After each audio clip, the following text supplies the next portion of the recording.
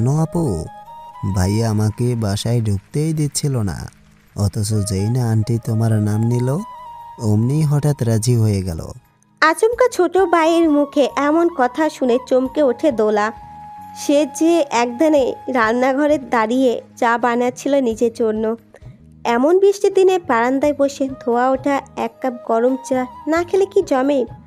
অথচ এর মাঝে হঠাৎ করে তার ভাই কোথা থেকে উড়ে এসে এইভাবে কার কথা বলছে সে বুঝতে পারল না। ব্যাপারটা ঠিক ধরতে না পেরে বিস্মিত কণ্ঠে প্রশ্ন করল, কার কথা বলছিস রে শিমুল?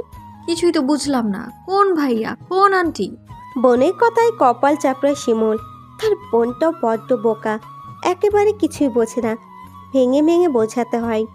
আবার পরক্ষণে ওর মনে হলো সে যেভাবে বিনা নোটিশে হুট করে এসে কথাটা বলেছে, যে কোনো মানুষের মাথায় কিছুই ঢোকার কথা না স্বাভাবিক।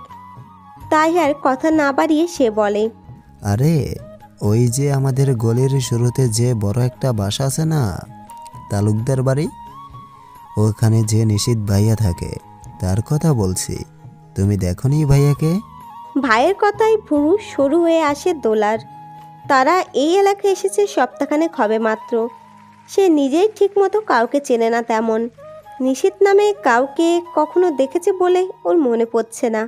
অথচ তার ভাইকে দেখো, দিব্যি এলাকার কে কোথায় থাকে, কার বাসা কি হয়, ঠিকই এসব খবর নিয়ে চলেছে।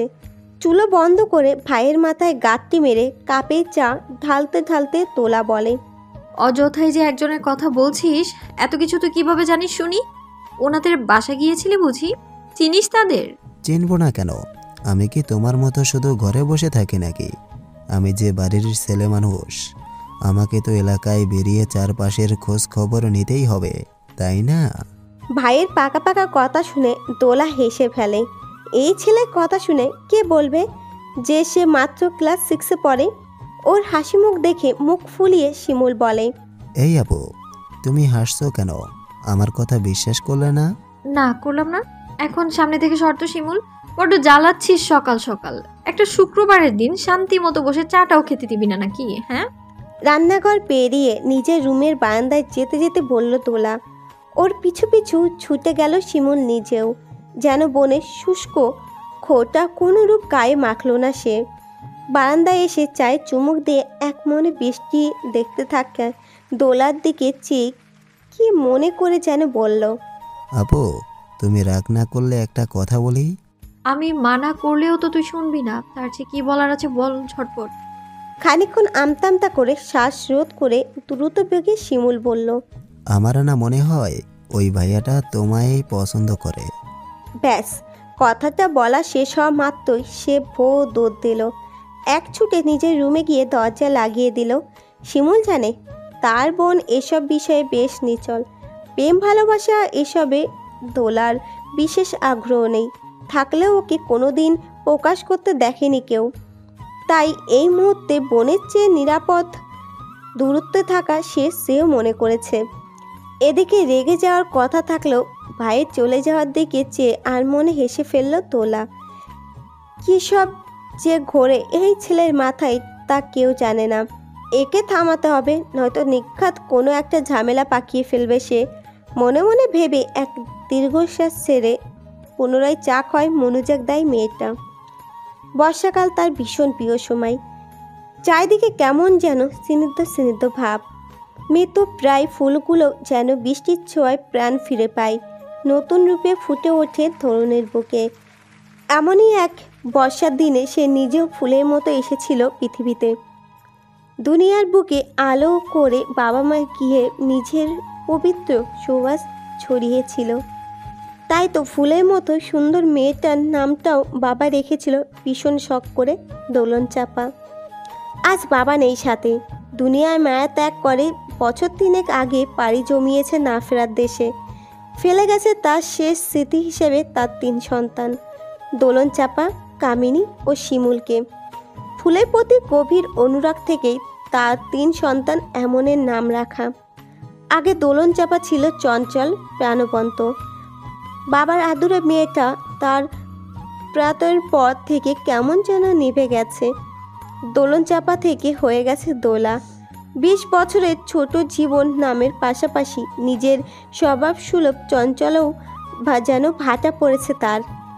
3 সন্তানের জননী তার মা একটি সরকারি স্কুলে চাকরি করে, আর দোলন নিজে ভার্সিটি পড়ার পাশাপাশি স্কুলের বাচ্চাদের টিউশনি করায়। তার মা বহুবার মানা করেছে, কিন্তু দোলা ছিল নিজ সিদ্ধান্তে অটল। এই বয়সে মনোবল ভীষণ শক্ত তার। কল্পনাকে আঁকড়ে ধরে নয়, বরং বাস্তবতাকে মেনে নিয়েই জীবনের পথে এগিয়ে চলতে একান্ত বিশ্বাসী সে। নিজের দোতলায় বারান্দা রেলিংয়ে হেলান দিয়ে এসব ভেবেই চা শেষ করলো দোলা। বৃষ্টির বেগ কিছুটা কমেছে এতক্ষণে, তবে থামেনি একেবারে। তবুও এরই মাঝে একঝাঁক তরুণের দল চোখে পড়ল নিচে। ঘড়ির দিকে তাকিয়ে বুঝলো এলাকার মসজিদে জুম্মার নামাজ পড়তে যাচ্ছে হয়তো। ছেলেদের দেখে মাথায় কাপড় টেনে চুপচাপ ঘরে ফিরছিল দোলা। এমন সময় একটি শব্দ তার মনোযোগ আকর্ষণ করে, কদম রুখতে বাধ্য করে। নিশীথ ভাই, শুনছো? আমরা কি একটু আগেই বের হয়ে গেলাম না? বৃষ্টি একেবারে থামলে বের হওয়া লাগতো মনে হয়। নামটা দোলার কাছে চেনা চেনা লাগে। কয়েক সেকেন্ড মাথায় জোর খাটাতে মনে পড়ে শিমুলের বলা কথাগুলো। তবে কি সে যার কথা বলেছিল এটাই কি সেই নিশীথ? কিন্তু ফিরে তাকিয়ে একটা অচেনা ছেলেকে দেখা ঠিক হবে? দোটানায় পড়ে যায় দোলার মন। কিছুক্ষণ ভাবনা চিন্তা শেষ করে মনের ওপর মস্তিষ্কে জয়লাভ করে। ফিরবে না করেও অবশেষে ফিরে তাকায় অবাধ্য চোখ। কালো রঙের পাঞ্জাবি পরে ছেলেদের ভিড়ের মাঝে পিছনে ফিরে দাঁড়িয়ে এক যুবক। বা হাতে আইফোন ধরে রাখা তার। পাঞ্জাবি গোটানো হাতায় সিলভার রঙের দামি ঘড়ি দৃশ্যমান। অপর হাতে ক্রমাগত নিজের বৃষ্টি ভেজা চুলের ভাঁজে চালাচ্ছে। সে প্রত্যুত্তরে কি বলল তা সঠিক কানে এলো না দোলার। তবে পেছন থেকে পুরো চেহারা বুঝতে না পারলেও দোলা ধরে নিল এটা নিশ্চয়ই এলাকার কোনো এক প্রভাবশালী পরিবারের ছেলে হবে সে। অন্তত ছেলেটার বিশাল বহু হাবভাব দেখে তা স্পষ্ট বোঝা যাচ্ছে। আর তার ভাই কিনা ভেবে বসলো এমন একটা বৃত্তিশীল ছেলে কিনা তাকে পছন্দ করবে। তার মতো সাধারণ সিমছাম গোছের এক মেয়েকে। মুখ ফিরিয়ে রুমে যেতে যেতে নিজের মনে তাচ্ছিল্য হাসি হাসে সে। এমন ছেলেদের সম্পর্কে কিছুটা হলেও তার ধারণা আছে। মনে মনে দোলা বলে উঠল, তুই বড্ড সরল রে শিমুল। চালাক চতুর এই দুনিয়ার সম্বন্ধে তোর যে কোনো ধারণাই নেই। উঠতি বয়স তোর। এমন বাহ্যিক চাকচিক্য দেখে যে কারোর ব্যক্তিত্বে পটে যেতে পারিস তুই। কৃত্রিমতা, মুগ্ধতা থেকে তোকে বাঁচিয়ে রাখতে হবে। এখন তোকে এই ছেলের থেকে দূরে রাখতে হবে। দোলা রুমে ফিরে গেল। বৃষ্টির বেগটাও দৃশ্যমান রূপে কমে এলো। নিশীথ পেছনে ফিরল। কান থেকে ফোনটা রাখতেই চিরচেনা স্বভাবে ওই চোখ দুটো দোতলায় সেই কাঙ্ক্ষিত বারান্দার দিকে ফিরে তাকালো। চোখ বুজে ভেজা মাটির ঘ্রাণ নিয়ে সেই মুহূর্তটাকে সে অনুভব করলো। যেন এখানে তার রেখে যাওয়া বৃষ্টি ভেজা তোলন চাপা সুবাস রয়ে গেছে। পরের দিন ঢাকায় প্রচণ্ড বৃষ্টি।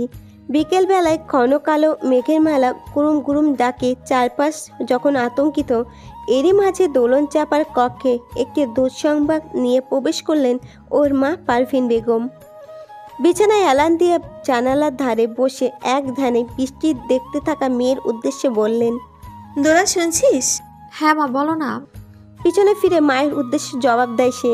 প্রত্যুত্তরে ওর মা বলেন, এই অসময়ে একটা দুঃসংবাদ দিতে এলাম রে মা।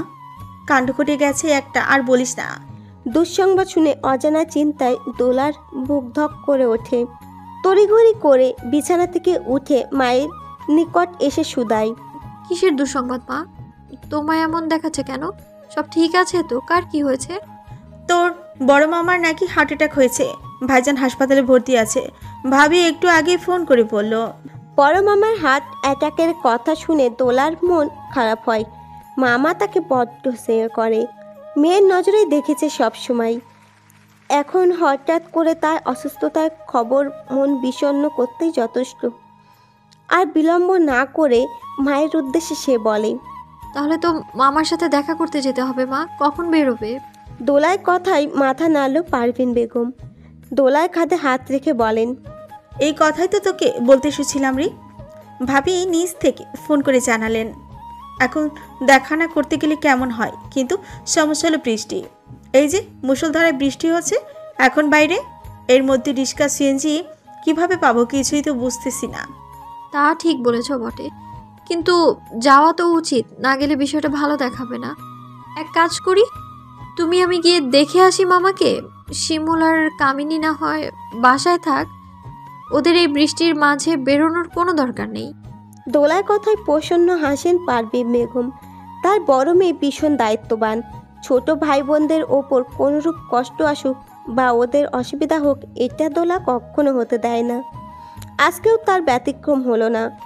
দোলার গালে হাত রেখে তিনি বলেন, তা ঠিক বলেছিস বটে, ওরা ছোট মানুষ, বাসায় থাক। শিমুল ঘুমাচ্ছে, আমি কামিনীকে বলছি বাসা দেখে রাখতে। তুই রেডি হ, আমিও যাই, বোরকাটা পরে আসি।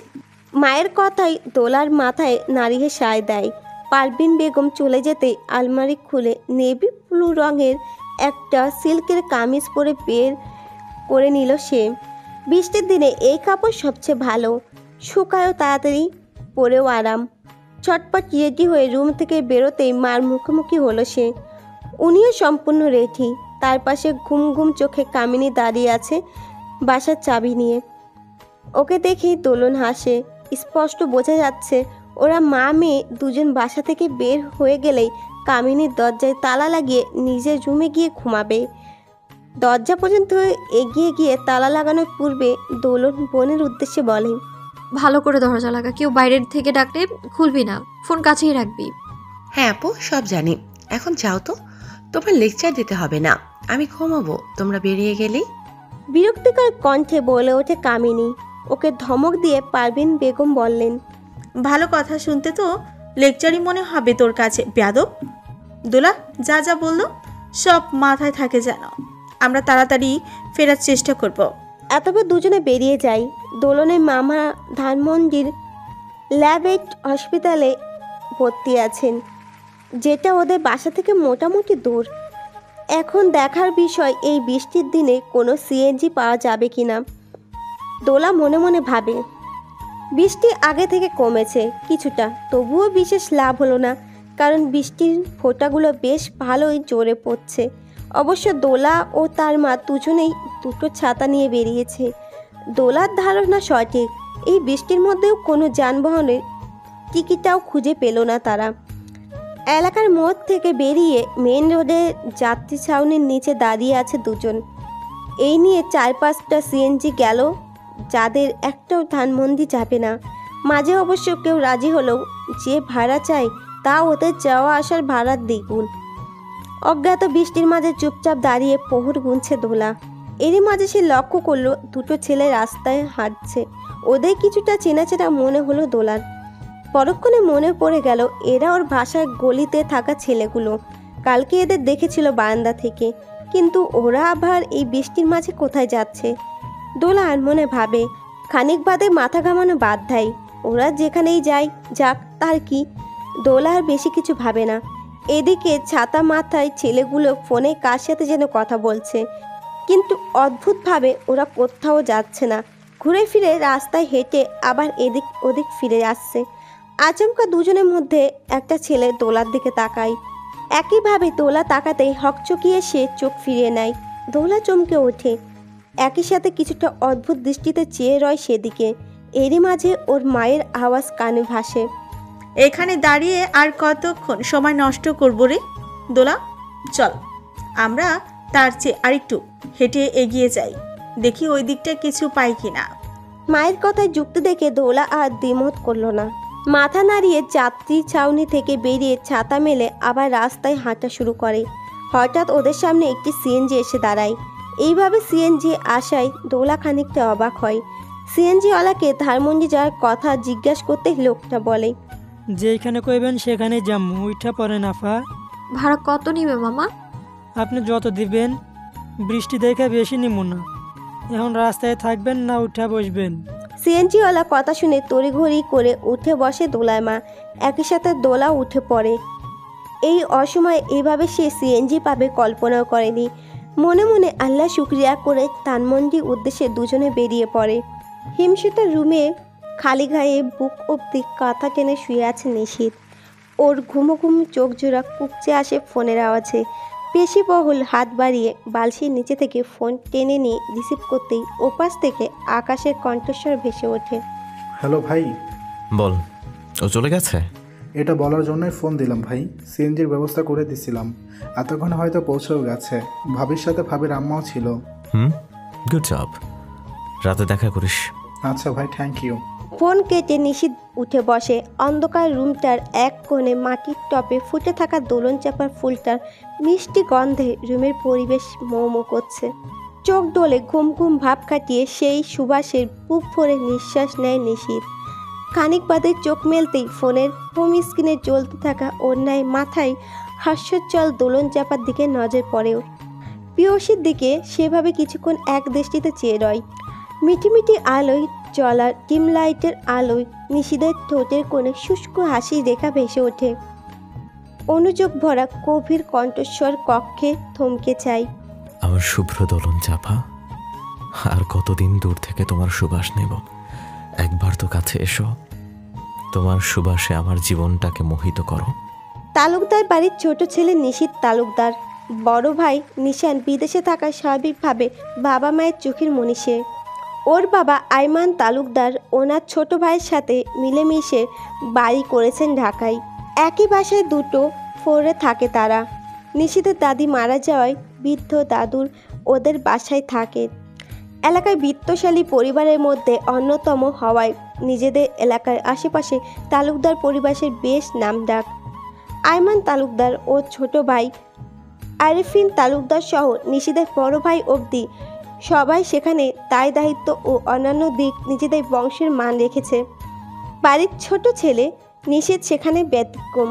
তার চলাচলন বাপ চাচাদের মতো নয়, বরং তাকে স্বভাবে সুবলে অনেকটা উড়নচণ্ডী বলা চলে। দায়িত্ব পালন করার ইচ্ছা বা সুযোগ কোনোটাই সে ধারে কাছে নেই, বরং বাইরের চাকচিন্যের প্রতি তার অনিবার আকর্ষণ বিদ্যমান। শখের বাইক, গাড়ি, ব্র্যান্ডেড ঘড়ি থেকে শুরু করে যখন যা লাগে বেপরোয়া নিশীথ তার কোনো না কোনোভাবেই নিয়েই ছাড়ে।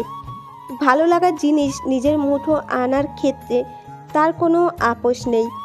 এইভাবে বন্ধুদের সাথে সারাদিন আড্ডা দেওয়া নিজের স্মার্টনেস ও ছন্নছাড়া স্বভাবের কারণে হোক না কেন, ভার্সিটি লাইফের বেশ পরিচিত মুখ ছিল সে।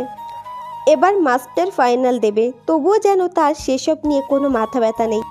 পড়াশোনা পাঠ চুকিয়ে বাপ চাচাদের ব্যবসায় ঢুকে যাবে এমন সুনিশ্চিত ভবিষ্যৎ সামনে থাকলে কেই বা পড়তে চাইবে। তবে এসব হেয়ালি বা সারাদিন টই টই করে সাঙ্গপাঙ্গ নিয়ে ঘুরে বেড়ালে রেজাল্টের দিক দিয়ে নিশীথের প্রশংসা দাবিদার। বংশের বাকিদের মতো পড়াশোনার ক্ষেত্রে মেধায় পরিচয় রয়েছে সে। ধারালো মস্তিষ্কের অধিকারী হওয়ায় সারা বছর বেশি পড়াশোনা না করেও পরীক্ষার কিছুদিন আগে পড়তে বসেও সিজিপিএ তার চতুরতার পরিচয় দেয় বটে। বন্ধুদের দেখা দেখি ভার্সিটি লাইফে দুই একটা প্রেমও করলেও ভার্সিটি শেষ হওয়ার আগেই সেগুলো শেষ হয়ে যায়। এরপর থেকে তার প্রেমে পড়া মানসিক বা ইচ্ছে কোনোটাই নিশীথের মনে জাগেনি। নিজের বেপরোয়া কেয়ার ফ্রি জীবন নিজের মতোই বড্ড সুখী ছিল সে। তবে সেই সুখ শুধু ততদিন টিকেছিল যতদিন না তার জীবনে দোলন চাপার আগমন ঘটে। তাই তো এখনও কোনো গভীর রাতে নিশীথ একা একা আনমনে ভাবে এই অল্প সময়ে সে কিভাবে দোলন চাপার প্রতি এতটা আসক্ত হয়েছিল। স্মৃতিচারণ করে সে কিভাবে দোলন চাপার প্রেমে পড়েছিল। সপ্তাহখানেক আগের কথা। সেদিন ছিল বৃহস্পতিবার। সন্ধ্যার আকাশে অন্ধকার নামবে নামবে ভাব। একটু আগে বৃষ্টি থেমে গেছে, তাই ছেলেগুলো বাসায় ছেড়ে বেরিয়েছে। আর সন্ধ্যা মানেই তো এলাকার ছেলেপুলোদের আড্ডার মোক্ষম সময়। নিশীথের ক্ষেত্রেও ব্যতিক্রম নয়। যথারীতি এলাকার মোড়ে এক ছেলের বাইকে বসে থেকে আলোচনা বসেছিল নিশীথ। হাসাহাসি ও নানা কথার মুখে ছিল সকলেই। এর মাঝে কোথা থেকে যেন কাদা মাখা এক প্লাস্টিকের ক্রিকেট বল এসে লাগে নিশীথের পিঠে। সাদা টি শার্টের কাদা লাগার বিষয়টা উপলব্ধি করতেই রক্তটা নিশীথের ভ্রুজোড়া কুৎসিত হয় কঠোরভাবে। পিছনে ফিরে বলটা হাতে তুলে নেয়। বলের মালিকের আচ্ছা মতো শক্ত বাক্য শোনানোর আগে তার দৃষ্টি গিয়ে থাকে এক 13-14 বছরের এক কিশোরের দিকে। সে আপাতত দৃষ্টিতে চোখ মুখ খিচে গলির রাস্তা দিয়ে হেঁটে যাচ্ছে, কেননা ওর পিছে এক মেয়ে ছেলেটাকে কান ধরে রেখেছে এবং শাসনের ন্যায় কিছু একটা বলছে। দুজনের দেখে বোঝাই যাচ্ছে ওরা ভাই বোন। আর এই বৃষ্টির দিনে পড়া সন্ধ্যায় অচেনা সেই ভাই বোনের শাসনময় ঘুনছুটি ও সাধারণ দৃশ্যটা নিশিদের মনে বেশ মনোযোগ দিয়ে দেখেছে। ছেলেটা বারবার বলছে, আপু কান ছাড়ো প্লিজ, রাস্তায় লোক দেখছে। এবার নিশিত মেয়েটার গলা শুনতে পেল। মিষ্টি ভাষী মেয়েটার শাসনের সুরে ভাইকে বলল, বড্ড বাদর হয়ে গিয়েছিস তুই শিমুল, যেখানে সেখানে বল মারছিস। কারো গায়ে লাগলে কি হবে? এলাকায় মাত্রই এসেছি আজকে, আর এসেই তোর বাদরামো শুরু হয়ে গেল, তাই না? আচ্ছা আপু সরি, আর করবো না এমন। এবার তো কানটা ছাড়ো, বলটা নিয়ে আসি। লাগবে না কোনো বল, এখন সোজা তুই বাড়ি যাবি। লোকে কখন যে তোর নামে কমপ্লেইন করে মা সেই ভয়ই আছে, তাই তো আমাকে পাঠালো তোকে ধরে আনতে। তুই সোজা আমার সাথে বাসায় যাবি, চল। অগত্যা বোনের সাথে হার মেনে ছেলেটা চলতে শুরু করলো। ভাইকে কথা মানাতে পেরে দোলন চাপা ওর কান থেকে হাত সরিয়ে দিল। এতক্ষণ নিশিত আড়াল থেকে মেয়েটার চেহারা দেখার চেষ্টা করছিল শুধু, কিন্তু মাথায় কাপড় দেওয়া থাকায় সঠিকভাবে দেখতে সক্ষম হচ্ছিল না। তাই আর দেখার চেষ্টা না করে নিশিত চোখটা সরিয়ে নিয়েছিল। সেকেন্ড বাদে আবার কি মনে করে যেন সেদিকে ফিরতে নিশিত অনুভব করলো এই পাশ ফেরাটাই ওর জীবনের অন্যতম বিনাশকারী এক সিদ্ধান্ত ছিল। দমকা বাতাসে দোলার মাথা থাকায় ওড়নাটা দুলতে দুলতে কাঁধে এসে পড়ল। এরই ফাঁকে ওর এলোমেলো খোপা দৃশ্যমান হলো। সেখান হতে বেরিয়ে আসা কিছু ছন্ন ছাড়া চুল ওর কপালের ওপর এসে বাড়ি খেতে লাগলো। বিরক্তিতে ঠোঁট ফুলিয়ে বা হাতে কপালের ওপর খেলতে থাকা চুলের গোছা সরিয়ে পুনরায় আলগোছে হাত খোপা করে মাথার ওপর কাপড় টেনে মেয়েটা নিঃশব্দে বাড়ি চলে গেল। অথচ সে জানলই না ওর ফেলে রাখা কদমের সাথে কারো হৃদয়ের গতিও মনোত্তর হতে লাগলো।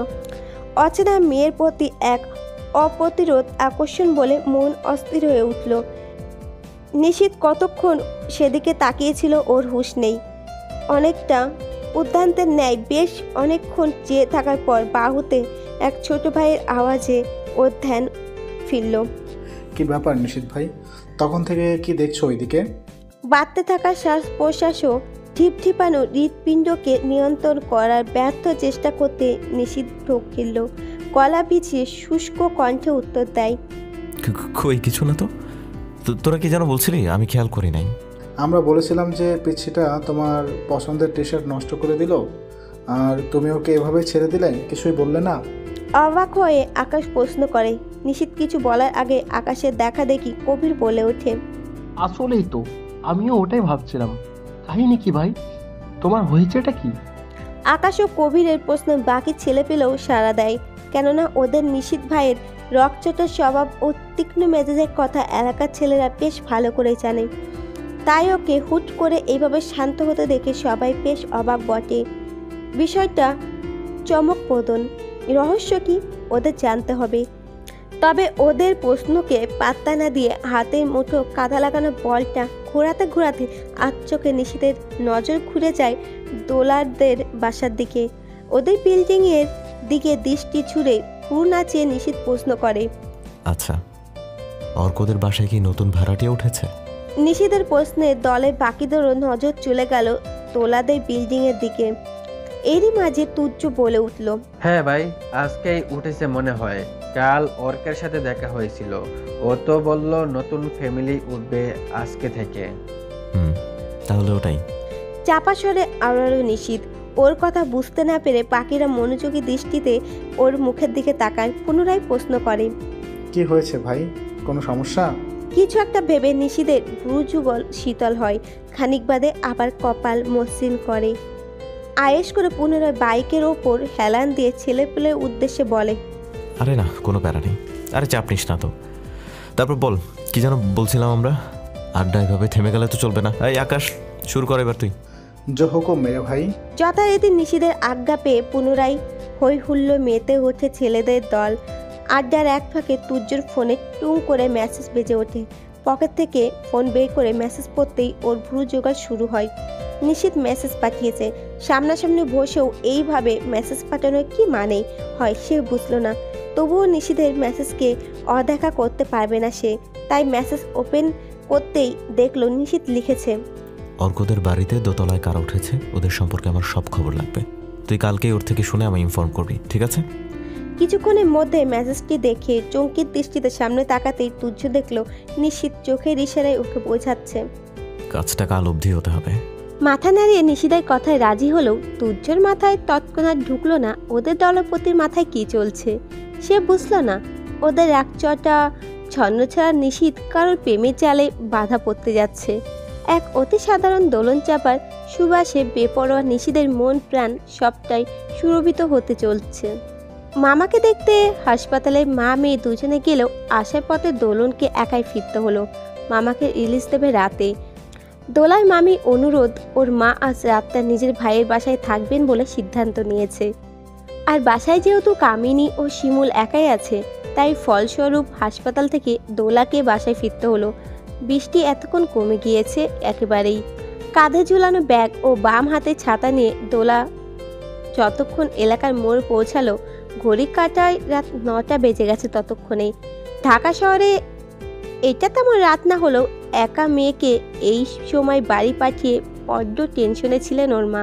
তাই তো মেয়েটার এলাকায় প্রবেশ করেই ও মাকে ফোন দিয়ে জানিয়ে দিল ঠিকভাবে বাসায় পৌঁছানোর কথা। ফোন কেটে স্বস্তির নিঃশ্বাস ফেলে মাথায় ওড়নাটা ঠিক করে সে হেঁটে চলল বাসার উদ্দেশ্যে। নিশিতের আড্ডা বসেছিল মোড়ের চায়ের দোকানটায়। বন্ধুদের সাথে আড্ডার মাঝে আকাশ হঠাৎ খেয়াল করলো ধীর পায়ে গলিতে প্রবেশ করা দোলাকে। প্রায় সাথে সাথে নিশিদের কাছে গিয়ে সেদিকে ইশারা করলো ছেলেটা। নিশিত তখন মাত্র সিগারেটের আগুন ধরিয়েছিল। আকাশের কথায় মুহূর্তে বিলম্ব না করে পেছনে ফিরল সে। দোলাকে এই সময় একা একা বাসায় ফিরতে দেখে বেশ অবাক হলো। একই সাথে খানিকটা রাগ হলো মেয়েটার প্রতি। এই অসময়ে কেউ একা একা বাড়ি ফেরে? ও না ওর মায়ের সাথে বেরিয়েছিল? প্রশ্নের দল ভিড় জমায় নিশিদের মাথায়। তবুও দেরি না করে হাতের আঙুলের সিগারেট পিষে তন্ত পায়ে হেঁটে চলল দোলার পিছনে। ওর দলের বাকিরা নিঃশব্দে চেয়ে রইল নিশিদের যাওয়ার দিকে। এতক্ষণ দোলাকে দেখে ওরা বুঝেছে নিশিদের এইভাবে চলে যাওয়ার কারণ। তাই তো বিনা বাক্যে দলপতির প্রস্থানে বিন্দুমাত্র অবাক হলো না কেউ। দোলা হাঁটছে নিজের মতো। এই তো এখান থেকে ওর বাসা দেখা যাচ্ছে, অথচ সেও জানতেও পারল না ওর পিছনে ধীর পায়ে একই সাথে কেউ হেঁটে চলেছে। খুশি মনে হেঁটে যাওয়ার মাঝেই দোলার কদম নিচ হতেই থেমে গেল। এর কারণ ওর ঠিক সামনের রাস্তায় মাঝখানে আরাম করে বসে থাকা কুকুরটা।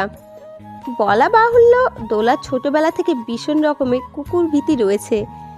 সেই যে স্কুলে থাকতে 3-4 বার পাগলা কুকুরের তাড়া খেয়েছিল। এরপর থেকে প্রত্যেক ঘাটে যেখানে কোনো কুকুর দেখেও ভয়ে জড়সড় হয়ে থাকে। আজকেও এর ব্যতিক্রম হলো না। কুকুরটি জেগে আছে এবং তোলার মনে হলো যে প্রাণীটা নিজের হিংস্র দৃষ্টিতে ওর দিকে তাকিয়ে আছে। ভেবেছিল সামনে কেউ থাকলে তার পিছু পিছু সে পার হয়ে যাবে, কিন্তু আপাতত সামনে কেউ নেই। তাই নিজ জায়গায় দাঁড়িয়ে কিভাবে ওর পাশ কাটিয়ে অতিক্রম করবে কুকুরকে তোলা ভাবছিল জড়সড় হয়ে। ওদিকে ওর পেছনে পেছনে চলতে থাকা নিশিদের কদমে রুকে যায় দোলাকে দাঁড়াতে দেখে। মেয়েটার হয়েছে কি? হঠাৎ এইভাবে রাস্তার মাঝখানে দাঁড়িয়ে গেল যে? নিশিত খানিকটা এগিয়ে আসলো। দোলার পাশে দাঁড়াতেই ওর দৃষ্টি অনুসরণ করে সামনে তাকায়। এতবে বুঝতে পারে ওর হঠাৎ দাঁড়ানোর কারণ। এত বড় মেয়ে কুকুর ভয় পায় ভাবতেই খানিকটা হাসি পায় নিশিদের। তবে নিজেকে সামলে আচমকা সে দোলার সামনে গিয়ে দাঁড়ায়। তৎক্ষণাৎ দোলা চমকে ওঠে। পরতপক্ষে এতক্ষণ নিজের চিন্তায় বিভোর সে খেয়াল করেনি ওর পাশে কে ছিল। তাই তো হঠাৎ নিজের সামনে এক সুটামদেহী পুরুষকে দাঁড়াতে দেখে কিছুটা অবাক হয়ে সে বটে। তবে মনে মনে খুশি হয় এই ভেবে যে এবার সে লোকটার পিছু পিছু যেয়ে পাশ কাটাতে পারবে। যেই ভাবা সেই কাজ। নিশিত চলতে শুরু করার সাথে সাথে দোলার পিছু পিছু এক প্রকার দৌড়ে সরে গেল কুকুরটার পাশ দিয়ে। এতপর যেন কিছুই হয়নি, সেইভাবে নিশিতকে পাশ কাটিয়ে নিজের মতো কেটে পড়ছিল। ঠিক এমন সময় পেছন থেকে গাঢ় পুরুষালী কণ্ঠস্বর শুনে সে থমকে দাঁড়ায় নিজের জায়গায়।